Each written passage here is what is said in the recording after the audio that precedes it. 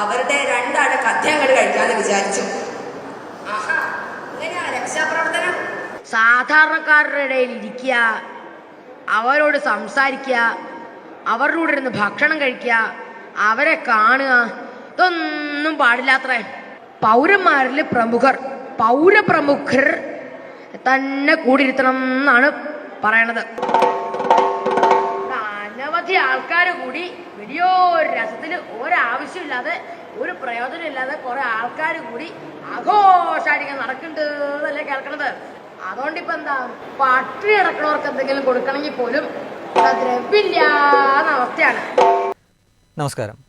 ഇപ്പോൾ കൊല്ലത്ത് നടന്നുകൊണ്ടിരിക്കുന്ന കലോത്സവ വേദിയിൽ നിന്നുള്ള ഒരു രംഗമാണ് നിങ്ങൾ കണ്ടത്.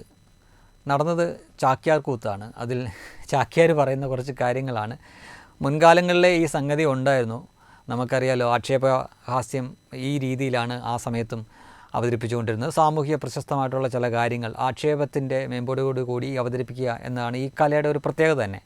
പക്ഷേ ഈ കുട്ടികളെ സമ്മതിച്ചേ പറ്റൂ. കാരണം നമുക്കെല്ലാവർക്കും മനസ്സിലാവും ഇത് ആരെ ഉദ്ദേശിച്ചാണ് പറഞ്ഞതെന്നും ഏത് വ്യക്തിയാണ് ലക്ഷ്യം വെക്കുന്നതെന്നും ഏത് സർക്കാരിനെയാണ് ലക്ഷ്യം വെക്കുന്നതെന്നും വളരെ വ്യക്തമാണ്. കാരണം രക്ഷാപ്രവർത്തനത്തിൻ്റെ കാര്യത്തിനെ പറ്റിയൊക്കെ പറയുന്നു.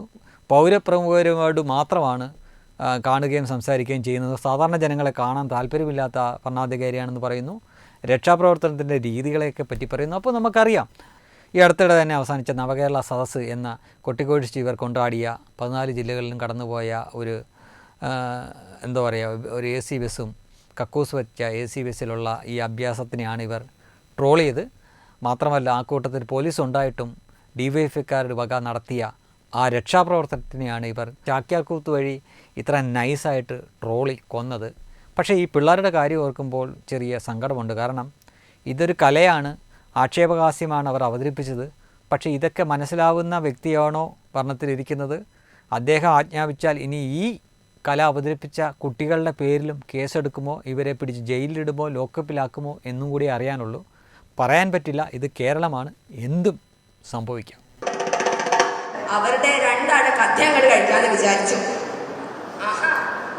രക്ഷാപ്രവർത്തനം സാധാരണക്കാരുടെ ഇടയിൽ ഇരിക്കുക, അവരോട് സംസാരിക്കുക, അവരുടെ കൂടെ ഇരുന്ന് ഭക്ഷണം കഴിക്കുക, അവരെ കാണുക, ഇതൊന്നും പാടില്ലാത്രേ.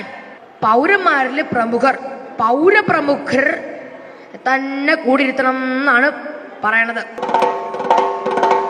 അനവധി ആൾക്കാർ കൂടി വലിയൊരു രസത്തിൽ ഒരാവശ്യമില്ലാതെ ഒരു പ്രയോജനമില്ലാതെ കുറെ ആൾക്കാർ കൂടി ആഘോഷായിട്ട് നടക്കുന്നുണ്ട് എന്നല്ലേ കേൾക്കണത്.